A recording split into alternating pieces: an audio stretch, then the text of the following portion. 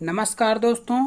तो यहाँ पर हम बात करेंगे सी टेट के क्वेश्चन पेपर को लेकर। जी हाँ, ये सी टेट का क्वेश्चन पेपर है और ये फर्स्ट पेपर है। जैसा कि आपको पता होगा सी टेट में दो पेपर होते हैं। ये जो फर्स्ट पेपर होता है ये क्लास 1 to 5 के लिए होता है और सेकंड पेपर 6 to 8 के लिए होता है। ठीक है, अगर ये आप नहीं जानते हैं तो एक वीडियो हमने बना रखी है, उसको आप देख सकते हैं। तो यहाँ पर चलिए हम इसको देखेंगे कैसा क्वेश्चन पेपर रहा, क्योंकि कोई भी जो है पेपर देने से पहले उसका क्वेश्चन पेपर जो प्रीवियस ईयर के होते हैं उनको देखना बहुत ज़्यादा ज़रूरी होता है कि क्वेश्चन किस तरीके से पूछे जाते हैं और क्या पैटर्न रहा है क्वेश्चन का अब तक। तो जी हाँ, देखिए सीटेट जैसा कि एक साल से पिछली बार नहीं हुआ है। ठीक है, वैसे तो हर 6 महीने में सीटेट होता था और ये जो पेपर है 2021 में हुआ था। ठीक है, 2021 के स्टार्टिंग में जनवरी में हुआ था ये पेपर। हालांकि इसे होना था 2020 में ही। ठीक है, 2020 में होना था, लेकिन ये कोविड की वजह से टलता गया और बाद में ये 2021 में फाइनली हुआ था। और अब लास्ट में दिसंबर में 2021 में जो होने जा रहा है उसकी तैयारी आप लोग अच्छे से करेंगे। तो चलिए पेपर यहाँ पर हम देखते हैं। पहले क्वेश्चन पर बढ़ेंगे। चाइल्ड डेवलपमेंट एंड पेडागोजी का 5 सेक्शन होते हैं इसमें, है ना। तो पहला क्वेश्चन चलिए देखेंगे। 1 से 30 तक जो कि दिए गए हैं। एक खेल की क्रिया के दौरान चोट लगने पर रोहन रोने लगता है। यह देखकर उसके पिता ने कहा, लड़कियों की तरह व्यवहार ना करो, लड़के रोते नहीं। तो यहाँ पर एक पिता का कथन जो है इस किस चीज को दर्शाता है? लैंगिक रूढ़िवादिताओं को दर्शाता है या फिर लैंगिक रूढ़िवादिताओं को चुनौती देता है। तो देखिए यहाँ पर अगर किसी भी कथन में आपको जरा सा भी निगेटिव पॉइंट, निगेटिव वर्ड मिल जाए, सीटेट में यही एक मतलब जो क्वेश्चन आपको नहीं पता है, ठीक है, क्योंकि यहाँ पर फैक्चुअल क्वेश्चन तो आते नहीं उतना, तो आपको क्वेश्चन को वर्ड्स को पकड़ना होगा, है ना, हर वर्ड्स पर गौर करना होगा। तो बहुत ही आसानी से आप आंसर को फाइंड कर सकते हैं। फिर थर्ड ऑप्शन है लैंगिक भेदभाव को कम करना या लैंगिक समानता को बढ़ावा देना। पहली बात तो यहाँ से समझ लीजिए, काफ़ी इंपॉर्टेंट टॉपिक है लैंगिक रूढ़वादिता। ठीक है, यहाँ से एक क्वेश्चन लगभग हर बार बन ही जाता है किसी न किसी तरीके से घुमाकर। ठीक है, तो यहाँ व्यवहारिक तरीके से जो है क्वेश्चन पूछा गया है और लैंगिक रूढ़िवादिताओं को ये क्वेश्चन दर्शाता है। ठीक है, ऑप्शन नंबर ए यहाँ पर बनेगा करेक्ट। अब बाकी के क्यों नहीं है, देखिए यहाँ पर चुनौती की बात आ गई, तो चुनौती में अगर कोई भी ऑप्शन मिलता है आप उसको नहीं टिक करके आएंगे। फिर लैंगिक भेदभाव को कम करने की बात ही नहीं यहाँ पर। ठीक है, और बढ़ावा देने की बात नहीं हुई, तो ये रूढ़िवादिता को दर्शाता है, क्योंकि वो इंडिकेट कर रहा है अपने लड़के को कि लड़कियों की तरह नहीं रोते। ठीक है, ये कि एक रूढ़िवादी जो है वो सोच होती है। चलिए अगले क्वेश्चन पर बढ़ेंगे। एक प्रगतिशील कक्षा में अध्यापक को क्या करना है, मतलब एक प्रगतिशील जो कक्षा होती है, ठीक है, प्रोग्रेसिव क्लासरूम जो होता है वो देखिए कैसा, अध्यापक को अटल पाठ्यक्रम का पालन करना चाहिए या फिर विद्यार्थियों में प्रतिस्पर्धा पर बल देना चाहिए या फिर ज्ञान की संरचना के लिए प्रचुर मौके प्रदान करने चाहिए या विद्यार्थियों को उनके अकादमिक अंकों के आधार पर नामांकित करना चाहिए। तो अंकों पर बिल्कुल नहीं करना चाहिए। ठीक है, तो यहाँ पर आपको एक एक क्वेश्चन ऑप्शन पकड़ के उसको देखना है कौन सा गलत होता जा रहा है, आखिरी में कौन सा सटीक उत्तर मिलता है, क्योंकि सीटेट का पैटर्न यही है कि आपको लगभग सभी विकल्प सही लगेंगे, है ना। तो उसमें जो सबसे अच्छा है उसे हमें मतलब उसमें ढूंढना होता है। तो प्रगतिशील कक्षा की बात हो रही है, प्रोग्रेसिव क्लासरूम की बात हो रही है ना। तो यहाँ पर देखिए जो ऑप्शन नंबर 3 है करेक्ट होगा। ज्ञान की संरचना के लिए जो प्रचुर मौके हैं, है ना, वो देना चाहिए, उनको जो है प्रोवाइड करने चाहिए, काफ़ी जो है है ना, मौके जो है देने चाहिए। यहाँ पर विद्यार्थियों में प्रतिस्पर्धा पर बल देने की बात नहीं करी जाएगी क्योंकि प्रगतिशील कक्षा है। और अटल पाठ्यक्रम का पालन, अटल पाठ्यक्रम मतलब एक फिक्स पाठ्यक्रम, तो ये भी रॉन्ग हो जाएगा, निगेटिव पॉइंट में आएगा। नंबर 3 क्वेश्चन देखेंगे। एक गतिविधि के दौरान छात्रों को संघर्ष करते देख एक अध्यापिका बच्चों को संकेत और इशारे, जैसे उसे वो इशारा देती है, क्या, क्यों, कैसे प्रदान करने का फैसला लेती है। लेव वाइगोट्स्की की सिद्धांत के अनुसार अध्यापिका की यह योजना। तो यहाँ पर देखिए पियाजे, वाइगोट्स्की और चॉम्स्की, नोम चॉम्स्की, इन 3 लोगों से क्वेश्चन एक जरूर पूछ लिया जाता है।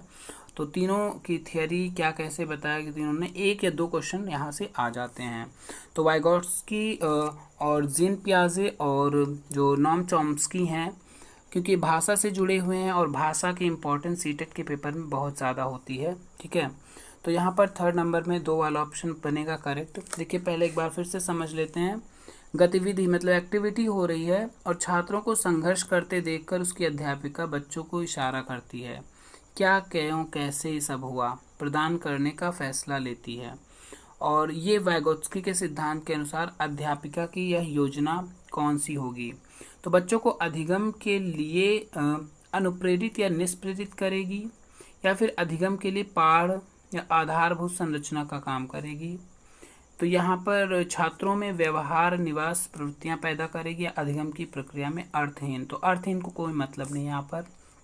ठीक है, छात्रों के प्रत्याहार निकास प्रवृत्तियाँ, गलत हो जाएगा। बी वाला सही है। यहाँ पर ये पाठ जो वर्ड है ना, ये स्कैफोल्डिंग, क्योंकि ये वर्ड काफ़ी इंपॉर्टेंट है, तो इसको आप इंग्लिश में याद रखिएगा, ज़्यादा बेटर रहेगा, क्योंकि हिंदी में इसके कई नाम है। पाढ़ बोलते हैं, मचान बोलते हैं, ढाल भी बोलते हैं ना।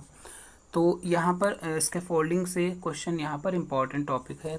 ठीक है, ये इम्पॉर्टेंट रहेगा। नंबर 3 हो गया। 4 देखेंगे।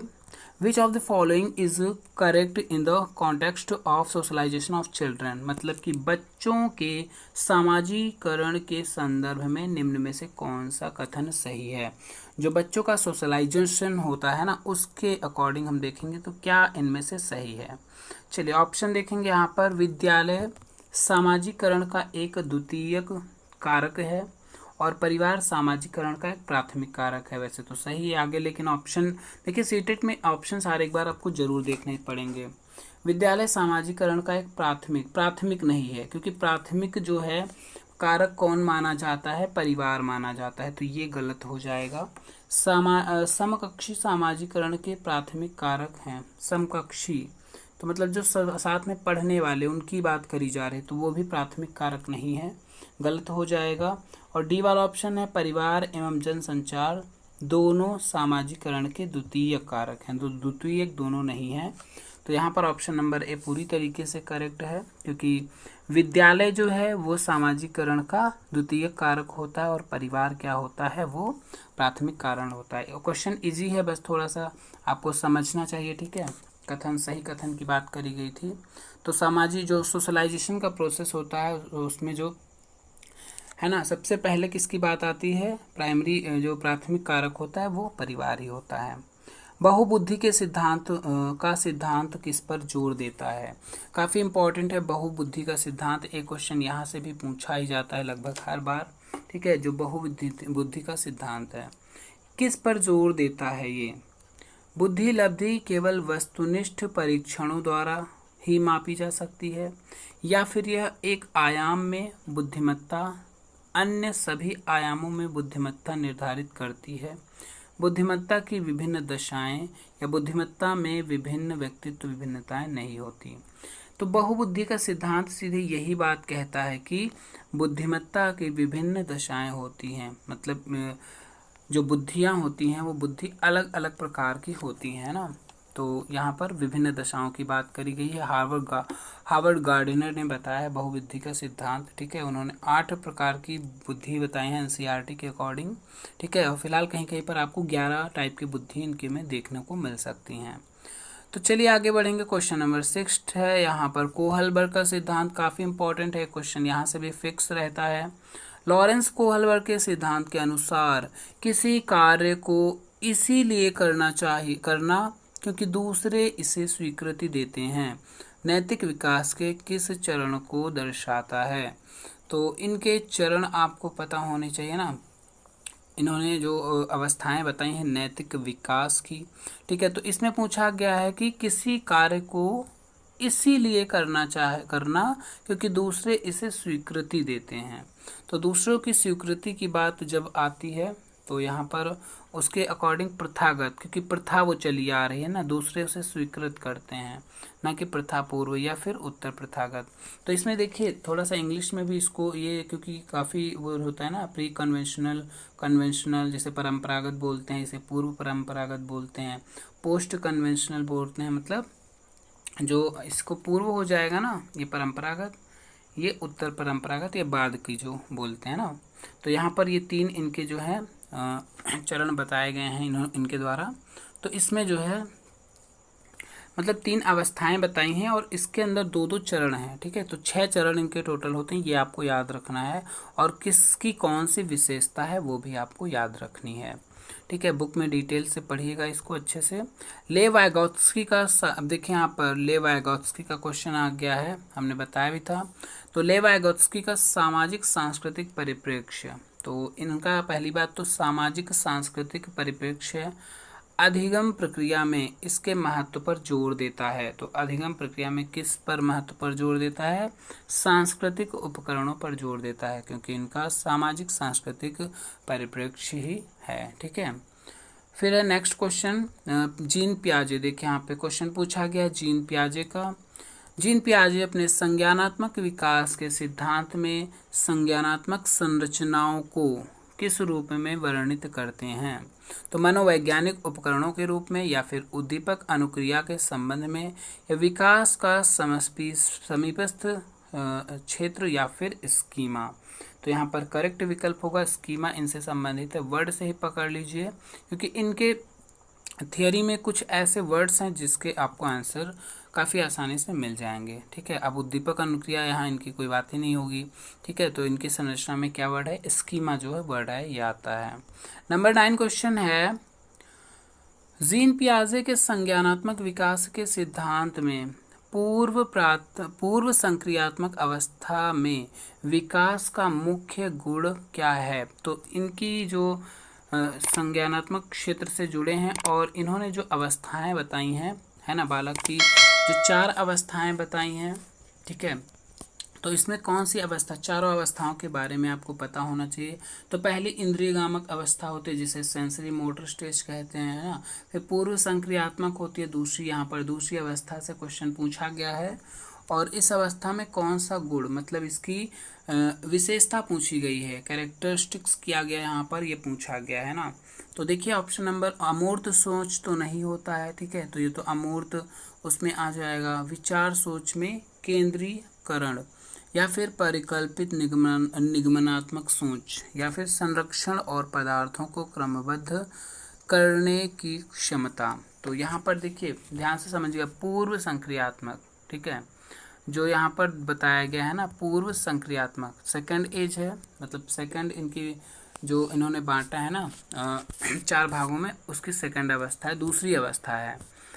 तो अमूर्त चिंतन तो नहीं होगा यहाँ पर, है ना। अब विचार या सोच में केंद्रीकरण होगा, ठीक है, ये विचारों और केंद्रों मतलब सोच में उसकी केंद्रीय।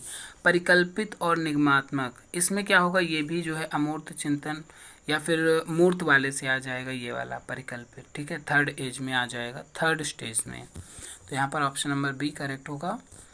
फिर है 10 नंबर, विकास के संदर्भ में निम्न में से कौन सा कथन सही है? तो डेवलपमेंट से क्वेश्चन पूछा गया है, कौन सा कथन सही है यहाँ पर ये बताना है। तो विकास की दर सभी संस्कृतियों में सभी के लिए समान होती है, या फिर विकास केवल विद्यालय में होने वाली अधिगम की प्रक्रिया है? तो ऐसा तो बिल्कुल नहीं है। विकास केवल बाल्यावस्था के दौरान होता है? नहीं है। तो विकास बहुआयामी होता है, ये करेक्ट है। यहाँ पर ए वाला भी गलत होगा, क्यों? क्योंकि विकास की दर सभी संस्कृतियों में सभी के लिए समान होती है। तो दर, यहाँ पर दर की बात करी गई है, मतलब सभी का विकास जो है लगभग बराबर दर से नहीं होता, ठीक है, इसलिए यहाँ पर ये गलत हो जाएगा। ऑप्शन नंबर बनेगा डी करेक्ट। नेक्स्ट क्वेश्चन है 11 नंबर, जन्म से किशोरावस्था तक बच्चों में विकास किस क्रम में होता है? जन्म से किशोरावस्था तक बच्चों में विकास का क्रम जो है कौन सा है? तो यहाँ पर देखिए पियाजे से संबंधित पूछा गया है, थ्योरी उनकी मतलब उन्हीं से रिलेटेड है, यहाँ पर अवस्थाएं दी गई हैं, है ना। कौन सा है? पहले तो सांवेदिक तो सांवेदिक देखिए सबसे पहले होगा, ए वाले में ही पकड़ में आ गया है, फिर मूर्त आता है, फिर उसके बाद अमूर्त आता है। तो पियाजे के 2 क्वेश्चन हो गए, एक वाइगॉत्स्की का भी हो गया है, कोहलबर्ग का भी एक क्वेश्चन हो गया है ना। तो यहाँ पर काफ़ी इंपॉर्टेंट ये चीज़ें होती हैं। ऑप्शन नंबर ए बनेगा करेक्ट। फिर नेक्स्ट क्वेश्चन पर बढ़ेंगे। एक प्रगतिशील कक्षा में व्यक्तिगत विभिन्नताओं, तो इंडिविजुअल डिफरेंसेस से बात करी गई है। तो व्यक्तिगत विभिन्नताओं को किस प्रकार देखा जाना चाहिए? प्रगतिशील के प्रोग्रेसिव क्लासरूम है ना, प्रगतिशील कक्षा, जो व्यक्तिगत विभिन्नताएं हैं, या ये क्वेश्चन रिपीट होने वाला क्वेश्चन है। मतलब अगर व्यक्तिगत विभिन्नताओं की बात आती है क्लास में, तो वो समझ लीजिए आप में कोई बाधा उत्पन्न नहीं करेगी। और ऑप्शन में ऐसे ऑप्शन दिए जाते हैं कि वो क्या आपके लिए अधिगम की प्रक्रिया में बाधा देंगे। मतलब अगर कुछ बच्चे कमज़ोर हैं, व्यक्तिगत विभिन्नता है ना, कुछ मंद बुद्धि के हैं, कुछ तीव्र बुद्धि के हैं, तो यही सब होती है व्यक्तिगत विभिन्नता। तो यहाँ पर अधिगम की प्रक्रिया में बाधा होगी, तो आप सोच सकते हैं होगी, लेकिन ऐसा नहीं है। टीचर के रूप में देखेंगे तो बाधा नहीं मानी जाती है ये। अध्यापक के पक्ष पर असफलता भी नहीं मानी जाती है। योग्यता आधारित समूह बनाने का मापदंड, तो मापदंड वैसे भी नहीं होगा, है ना। और यहाँ पर फिर नेक्स्ट ऑप्शन देखेंगे, अध्यापक अधिगम प्रक्रिया की परियोजना के लिए ये महत्वपूर्ण। मतलब ये ऑप्शन किसी न किसी तरीके से घुमा के कि ये मतलब अधिगम प्रक्रिया में काफ़ी महत्वपूर्ण होता है या काफ़ी सहायक होता है, ऐसे कुछ चीज़ें ऑप्शन में दिए जा सकते हैं। मतलब ये पॉजिटिव आपको सोच रखनी है कि जो इंडिविजुअल डिफरेंसेस है या व्यक्तिगत विभिन्नता है, वो आपके लिए एक टीचर के रूप में क्या होता है, हेल्पफुल होता है। नेक्स्ट क्वेश्चन है, एक समावेशी कक्षा में जो इंक्लूसिव क्लासरूम होता है, किस पर जोर होना चाहिए? मतलब समावेशी कक्षा में किस पर जोर होना चाहिए? प्रदर्शन अभिमुखी लक्ष्यों की ओर जोर होना चाहिए, या फिर अविभेदी मतलब बिना भेद करना, समरूपी निर्देशों पर जोर होना चाहिए, सामाजिक पहचान के आधार पर छात्रों के अलगाव, तो अलगाव की बात आ गई, छात्रों को आप अलग कभी भी नहीं कर सकते हैं, है ना, अलग तरीके से देखें ऐसा बिल्कुल नहीं होगा, ये तो वैसे भी निगेटिव पॉइंट है। हर बच्चे के सामर्थ्य को अधिकतम करने के लिए अवसर प्रदान करेंगे, तो पॉजिटिव पॉइंट यहाँ पर ये मिल रहा है। बाकी आप ये भी पकड़ सकते हैं, लेकिन आपका पूरी तरीके से ये वाला सही होगा, ठीक है।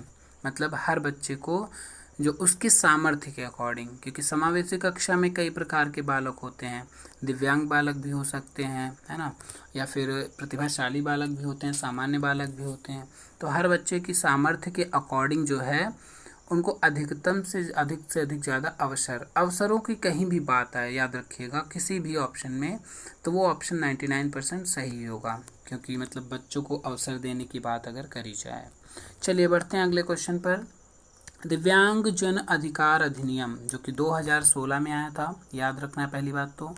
2016 के अनुसार निम्न में से किस शब्दावली का प्रयोग उपयुक्त है? मतलब किस शब्दावली का प्रयोग उपयुक्त है?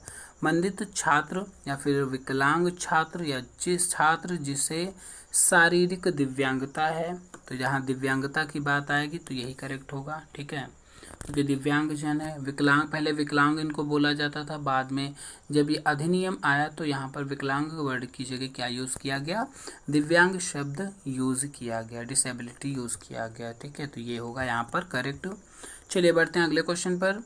अधिगम कठिनाइयों से जूझते छात्रों की ज़रूरतों को संबोधित करने के लिए एक अध्यापक को क्या नहीं करना चाहिए?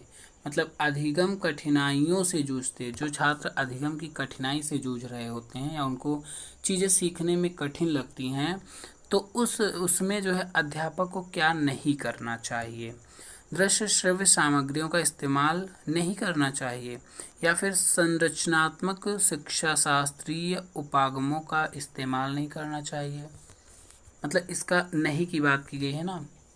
फिर है व्यक्तिगत शैक्षिक योजना बनाना, मतलब या ये नहीं करना चाहिए, या फिर यहाँ पर है शिक्षा शास्त्र और आकलन की जटिल संरचनाओं का प्रयोग।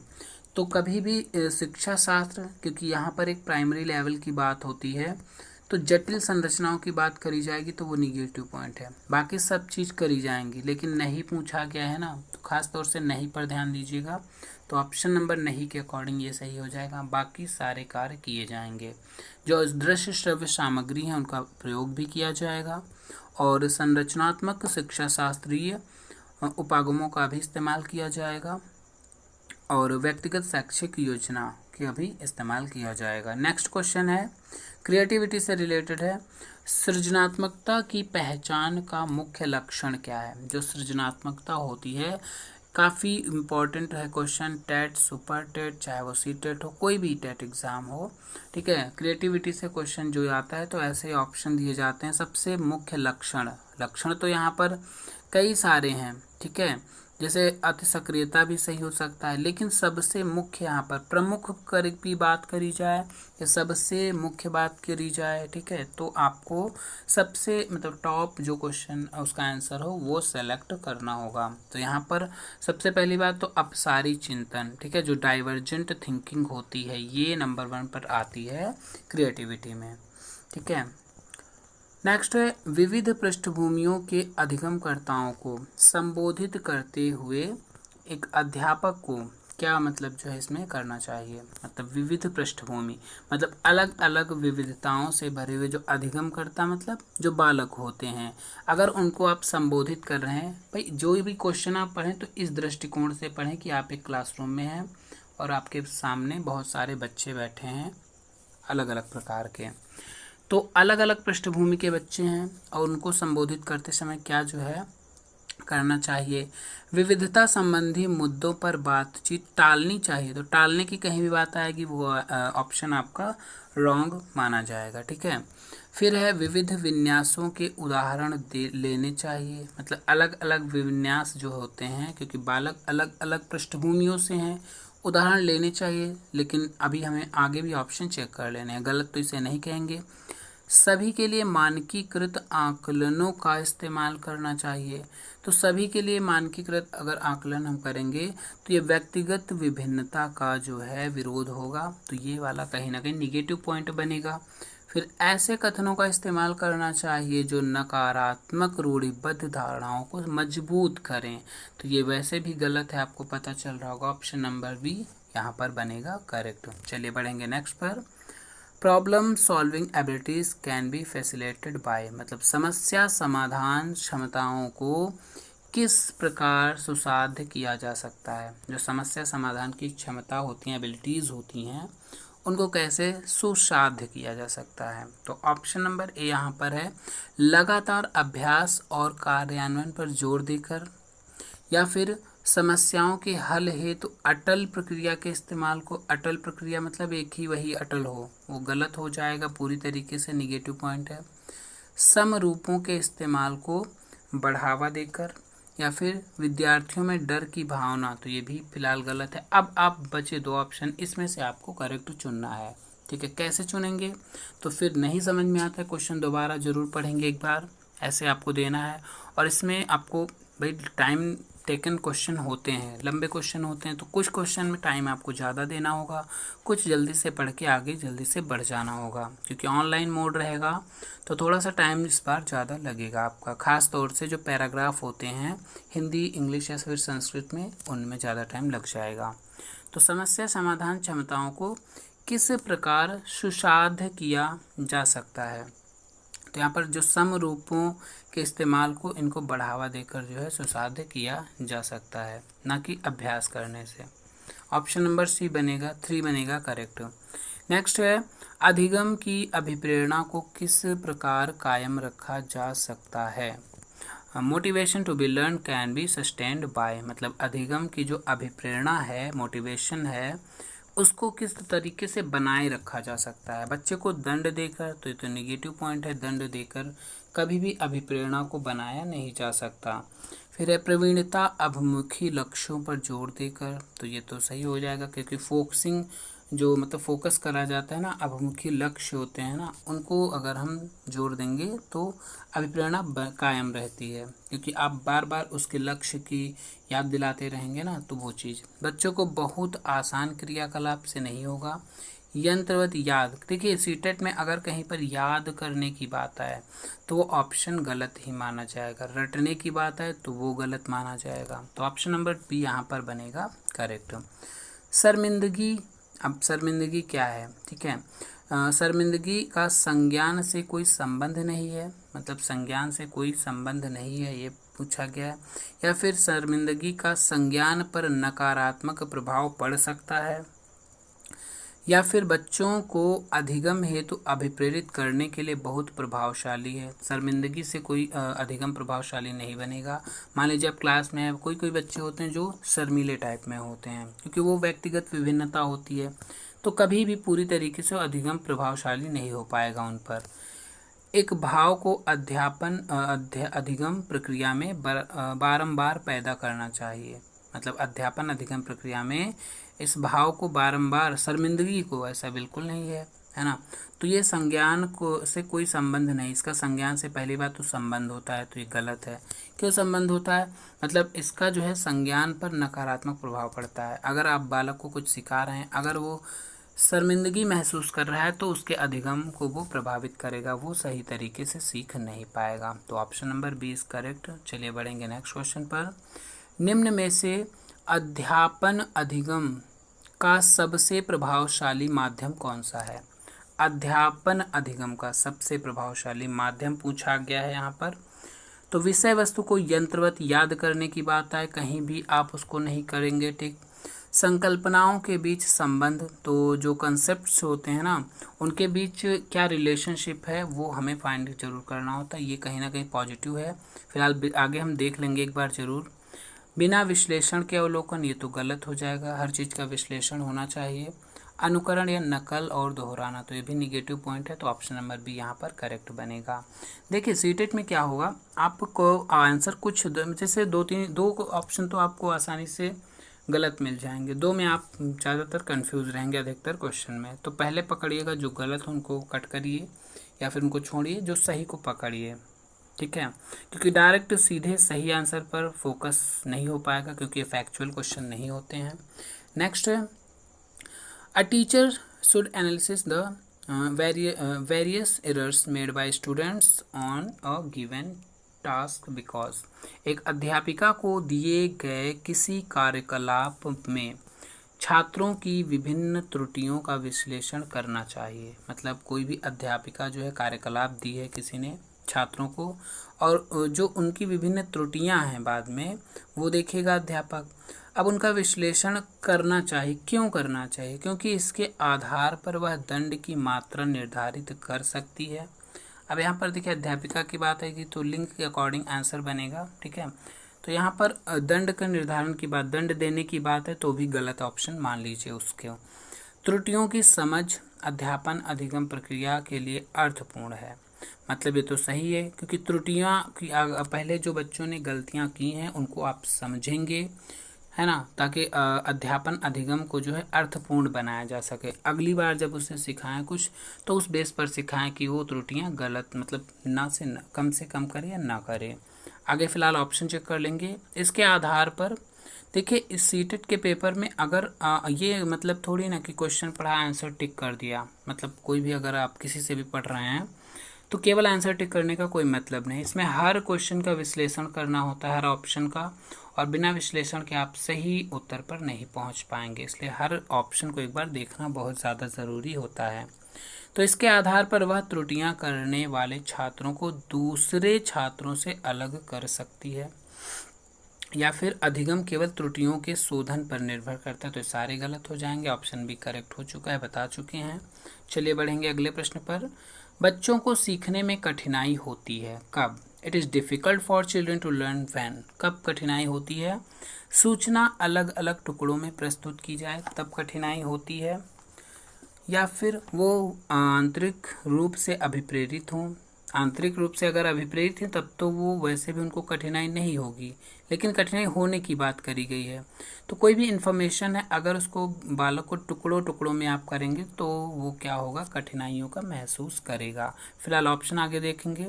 अधिगम सामाजिक संदर्भ में, ये तो होता ही है, पॉजिटिव है सारे, यहाँ पर कठिनाई पूछी गई है। बहुविषय बहुवस्तु को बहुरूपों में प्रस्तुत किया जाए, मतलब विषय वस्तु को अधिक रूपों में प्रस्तुत करेंगे तो बालक अच्छे से समझ पाएगा। तो कठिनाई की बात करेंगे तो ऑप्शन ए वाला यहाँ पर बनेगा करेक्ट। नंबर 24 है, अधिगम की सर्वोत्तम अवस्था कौन सी है? तो अधिगम की जो सर्वोत्तम अवस्था है, उच्च उत्तेजना, उच्च भय। तो यहाँ पर अगर भय है तो अधिगम कभी सर्वोत्तम नहीं हो पाएगा। पहली बात तो ये आपको याद रखना है, क्योंकि डर में बालक कभी सीख नहीं पाता अगर वो डरा हुआ है। तो दो वाले ऑप्शन शुरू के पहले भी गलत हो जाएंगे। संतुलित उत्तेजना, कोई भी भय नहीं, मतलब जो उसकी एक्साइटमेंट है, उत्तेजना है, ठीक है, वो क्या होनी चाहिए? संतुलित होनी चाहिए, मॉडरेट होनी चाहिए, तो वो सही से सीख पाएगा। कोई उत्तेजना नहीं है, भय नहीं है, तो भी वो सीख नहीं पाएगा, वो निष्क्रिय रूप में बैठा रहेगा। चलिए आगे बढ़ेंगे। अधिगम का संरचनात्मक विचार यह सुझाव देता है, जो अधिगम का संरचनात्मक विचार है ना, तो यह सुझाव देता है कि ज्ञान की संरचना में क्या क्या नहीं होता, क्या होता है क्या नहीं होता है। बच्चों की कोई भूमिका नहीं होती ज्ञान की संरचना में, ऐसा बिल्कुल नहीं है। बच्चे पूर्ण रूप से वयस्कों पर निर्भर होते हैं, ये भी बिल्कुल नहीं है। ये बच्चे सक्रिय भूमिका निभाते हैं, ये यहाँ पर सक्रिय भूमिका निभाते हैं। संरचनावाद के अकॉर्डिंग बच्चे क्या निभाते हैं? सक्रिय भूमिका। अगला है पाठ्य पुस्तकों पर डिपेंड। कहीं पर भी किसी भी क्वेश्चन में पाठ्य पुस्तकों पर डिपेंड होने की बात आए तो क्वेश्चन कट कर दिया जाएगा, मतलब वो ऑप्शन आपका गलत रहेगा। रटने की बात आए, याद करने की बात आए, ऑप्शन वो गलत रहेगा, ठीक है। फिर अधिगम के लिए निम्न में से कौन सी धारणा उपयुक्त है? तो अधिगम के लिए उपयुक्त धारणा, योग्यता सुधार्य है, योग्यता अटल है, प्रयासों से कोई फर्क नहीं पड़ता है, तो गलत है, प्रयासों से काफ़ी ज़्यादा फर्क पड़ता है, या असफलता अनियंत्रित है, ये भी गलत है। असफलता को नियंत्रित किया जा सकता है अधिगम के द्वारा। तो इसमें दो ऑप्शन अगर आपके, अब इसमें योग्यता अटल नहीं होती कभी। योग्यता क्या होती है? सुधार, मतलब उसे सुधारा जा सकता है योग्यता को। नेक्स्ट है, निम्न में से कौन सी परिपाटी विद्यार्थियों में संकल्पनात्मक समझ में बढ़ोतरी करने में सहायक है? कौन सी जो परिपाटी है विद्यार्थियों में जो संकल्पनात्मक, मतलब कंसेप्चुअल अंडरस्टैंडिंग होती है, उसको बढ़ाने में सहायक होती है? तो प्रतिस्पर्धा आधारित जो है, प्रतिस्पर्धाओं से संकल्पना की समझ होती है, या फिर पाठ्य पुस्तक केंद्रित शिक्षा। अब पाठ्य पुस्तक केंद्रित भी बात है, वो भी कट कर देना है आपको, नहीं सही होगा। बारंबार परीक्षाएं से भी नहीं सही होगा। अन्वेषण एवं संवाद, देखिए अन्वेषण का मतलब होता है क्या? खोज, इंक्वायरी करना, खोज करना। तो अन्वेषण आपका पॉजिटिव पॉइंट होगा, किसी भी ऑप्शन में मिले, किसी भी क्वेश्चन में मिले, तो ज़्यादातर संभावनाएं रहेंगी आपके सही होने की। तो ऑप्शन नंबर डी बनेगा यहाँ पर करेक्ट। नंबर 28 है, एक कार्य के दौरान सायना स्वयं से बात कर रही है और वह कार्य पर किस प्रकार प्रगति कर सकती है? ले वाइगोत्स्की ने भाषा और चिंतन सोच के बारे में दिए गए विचारों के अनुसार इस तरह का व्यक्तिगत वाक क्या दर्शाता है? तो ये क्या दर्शाता है, ये पूछा गया है। संज्ञानात्मक अपरिपक्वता, तो अपरिपक्वता को तो नहीं दर्शाता। जब बालक क्या करते हैं? स्वयं से बात करते हैं, मतलब वाइगोत्स्की ने जो भाषा के बारे में, चिंतन के बारे में अपने विचार दिए हैं, ठीक है, तो इनकी भाषा और चिंतन, क्योंकि इस क्वेश्चन में पूछा गया सायना स्वयं से बात कर रही है, कोई कार्य कर रही है और स्वयं से बात करती है। तो जैसा कि आपको पता होगा, जीन पियाजे ने इसको, मतलब स्वयं से बात करने को अलग संज्ञा दी है, वाइगोत्स्की ने अलग कहा है ना। तो किसी ने प्राइवेट स्पीच कहा है, तो किसी ने आत्म केंद्रित, मतलब वॉक की बात कही है, ठीक है। तो यहाँ पर ऑप्शन नंबर जो स्वनियमन की बात करी गई है, ठीक है, संज्ञानात्मक ये नहीं होगा, आत्म केंद्रित भी नहीं होगा, ठीक है, और यहाँ पर मनोवैज्ञानिक विकार से तो कोई मतलब नहीं है, ठीक है। तो सेल्फ रेगुलेशन की बात करी गई, स्वनियम मतलब अपने आप को वो क्या करे, रेगुलेट कर रही है, ठीक है, खुद से बात करके। तो थ्योरी आप अच्छे से पढ़ लीजिएगा, ले वाइगोत्स्की एंड जीन पियाजे की जो भाषा के, क्योंकि इनमें दोनों में थोड़ा सा काफ़ी डिफरेंस होता है, ठीक है। नेक्स्ट है, मूल्यांकन पद्धतियों का लक्ष्य होना चाहिए। तो जो मूल्यांकन पद्धति हैं उनका लक्ष्य क्या होना चाहिए? विद्यार्थियों को नामांकित करना, तो ये वाला यहाँ पर गलत होगा, नामांकित करने की कोई बात ही नहीं है। योग्यता आधारित समूहों में विद्यार्थियों को विभाजित कर देना, ऐसा बिल्कुल भी नहीं है। विद्यार्थियों की ज़रूरतों एवं आवश्यकताओं की पहचान करना, मतलब क्योंकि हर विद्यार्थी में क्या इंडिविजुअल डिफरेंसेस होते हैं, व्यक्तिगत विभिन्नताएं होती हैं, तो उनकी ज़रूरतों की पहचान हमें करनी चाहिए। अगले क्वेश्चन पर है, पुरस्कार वितरण है तो उच्च अंक प्राप्त करने वाले विद्यार्थियों की पहचान करना, ऐसा बिल्कुल नहीं होगा। तो यहाँ पर लास्ट क्वेश्चन पर बढ़ेंगे। बच्चों के विकास की व्यक्तिगत विभिन्नताओं को किस पर प्रतिरूपित किया जा सकता है? जो बच्चों की विकास की जो व्यक्तिगत विभिन्नताएं हैं, केवल आनुवंशिकता पर हम प्रतिरूपित कर सकते हैं या फिर केवल पर्यावरण पर, न आनुवंशिकता न पर्यावरण पर, या फिर आनुवंशिकता और पर्यावरण। ये वाला ऑप्शन नंबर डी बनेगा, क्योंकि जो व्यक्तिगत विभिन्नताएं, जो विकास होता है ना, उसकी व्यक्तिगत विभिन्नताएं दोनों पर निर्भर करती हैं, आनुवंशिकता और पर्यावरण दोनों पर। ठीक है, चलिए अब यहाँ पर CDP का पार्ट ख़त्म होता है। अब अगला पार्ट है गणित, इसको हम नेक्स्ट वीडियो में लेकर मिलेंगे। ठीक है, तो CDP कंप्लीट करिए, अच्छे से पढ़िए। ठीक है, चलिए फिर मिलेंगे नेक्स्ट वीडियो में। धन्यवाद।